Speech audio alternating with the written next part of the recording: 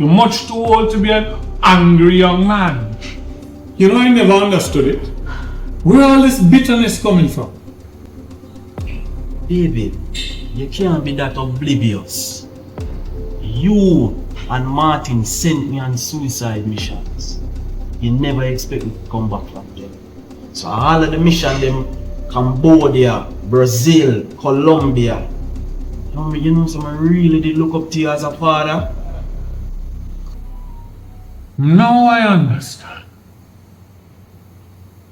It never occurred to you that all those assignments were given to you directly by Martin? But you were the team leader. Martin couldn't give me no orders without you. No, I discovered that when you trust somebody too much, it'll come back and bite you. I never had to approve any of that. I thought you and Martin had an understanding. So what is? You throwing Martin under the bus? That's your excuse? I never had to throw Martin under the bus. He crawled under there all by himself. So let me get this straight. Because you thought that I sent you on suicide missions. Once you came back from alive, I might point out. Your response was to terrorize my wife and kidnap my son. He never asked you. With the proof there. I would have had it. But you made arrangements for Martin's demise.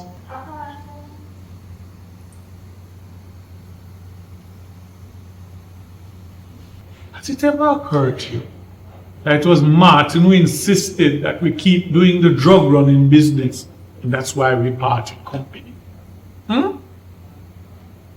You seem to have gone with the mad uncle instead of coming home to your father. David, enough of going down memory lane. One of the real reasons why you're trouble. Because I can't just because of your wife and your picnic. You never expect me to be alive and kicking. That about you. You want me to tell you what burned me? I had such high hopes for you. No, it's up here. You know something? It's interesting you take up the funeral home business. God, the promising youngster I once knew is dead. Dead to you, but alive and well. Far out of your clutches. In relation to clutches. You're running funeral home, importing weapons. What is that about? Increasing your market value in the funeral home, associating with Carlton Wallace, and that looked legit for a while, until you start terrorizing people to acquire them property at cut rate price. You parted ways with Carlton Wallace, and not because he's outbidding you. Now all of a sudden, some of his associates start falling off buildings. What a coincidence. David, you're an intelligence agency, right? Where's the intelligence? You come a big man meeting and speculate, or you turn liar now? You're getting old. Maybe it's time you retire. Old man.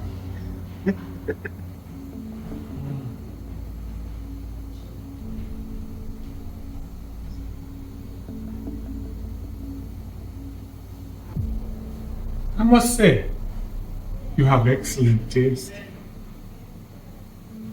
What's your name? Luna Perez, pathologist. I would hazard to say she's one of, if not the best in Jamaica. Works at Hampton Green Hospital. Lunch is between 12 and 1. But she prefers to take it at 1. And she goes to a little vegetarian restaurant just down the road from the hospital. and she likes chickpeas. Curry chickpeas. Do I have your attention now? Or do I need to tell you where she lives and what she wears to bed? Oh, by the way, does she know about your daughter? Mommy, you have got far now. On the contrary, I haven't gone far enough.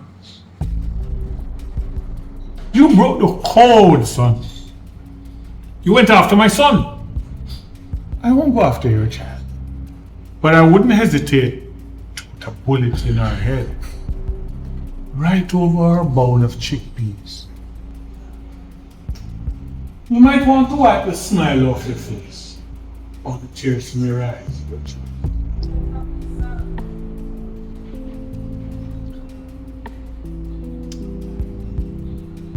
That's my cue. Enjoy the meal. Not bad for an old man, eh? Probably you never heard.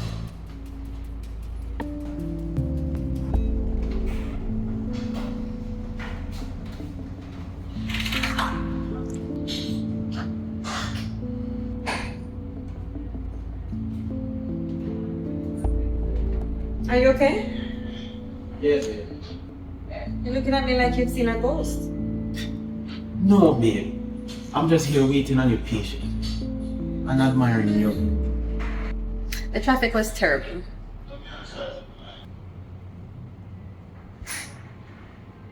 Had company? No, I was just wiping off the table.